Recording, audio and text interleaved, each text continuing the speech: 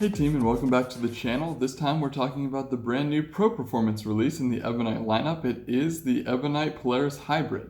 I'm very excited about this ball motion for reasons that we're just about to get into. I'll start by reminding you that this ball has the exact same core as the original Polaris from last fall. That core has a total differential of 0.48 and an intermediate differential of 0.18. That total differential is on the medium side, or on the high side of medium, basically. It's going to give you moderate track flare and a late mid-lane revving response to friction. And that intermediate differential, the asymmetry of the core at 0.18, is relatively high. That's going to mean that it's going to have a sharper response to friction than balls with no intermediate differential like the Sims, or balls like the Envision, which have a lot less intermediate differential. I believe the Envision's at 10. This inner core also has a radial disc at the bottom. That's a high density puck. It's on the bottom on this dot ball. That dot technology is super important because what that allows us to do is put the puck on the bottom, which means that when you drill into it with your fingers, you're not going to drill into that puck. That puck is responsible for the total differential of the ball, and removing the mass of it removes some of that total differential. So after drilling, you're never going to hit that puck on the bottom, which means you're going to retain as much total differential as possible, which makes this ball a lot more dynamic than balls that have puck on the top.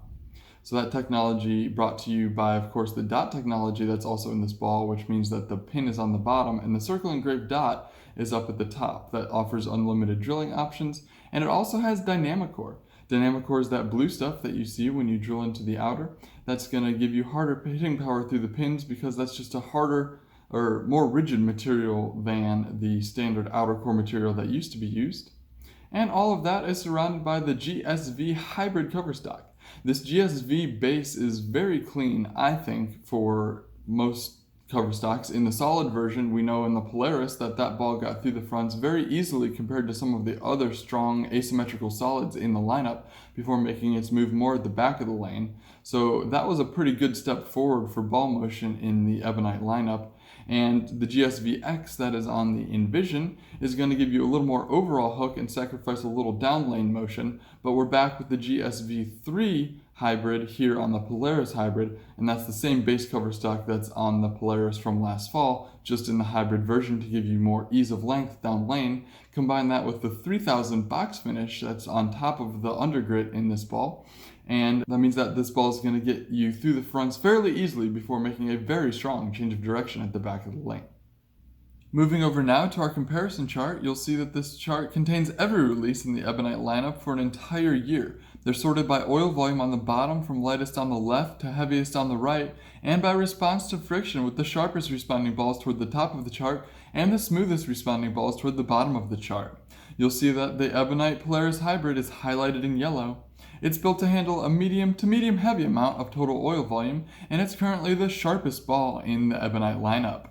It's not so sharp that it's uncontrollable, overly skid flippy, or kind of squirty. It's got a 3000 sanded box finish and an 18 intermediate diff, which is going to give it some good mid-lane security. That 3000 sanded box finish is going to help the ball pick up the late mid lane early enough that this ball isn't going to squirt through it if you miss to the inside or you're bowling on a puddle. I wouldn't consider this ball to be ideal as the first ball out of your bag because it is so long and so strong, and I do mean strong off the back of the lane. I think that on these fresh overblocked house conditions with so much friction to the right or so much friction to the outside, but so much puddle in the middle, you could get yourself into a little bit of over-under trouble despite the fact that the box finish gives it a little bit of security. But once the mid lanes open up a little bit, start to dry out, and some friction develops in the pattern, boy does this ball shine as maybe a second step down in your bag. Or if you bowl on wood surfaces or high friction surfaces where the house shot isn't so overblocked, you could easily use this one on fresh oil conditions. And if you're a high rev player, you might be able to step in deep enough to be able to blend the shape out.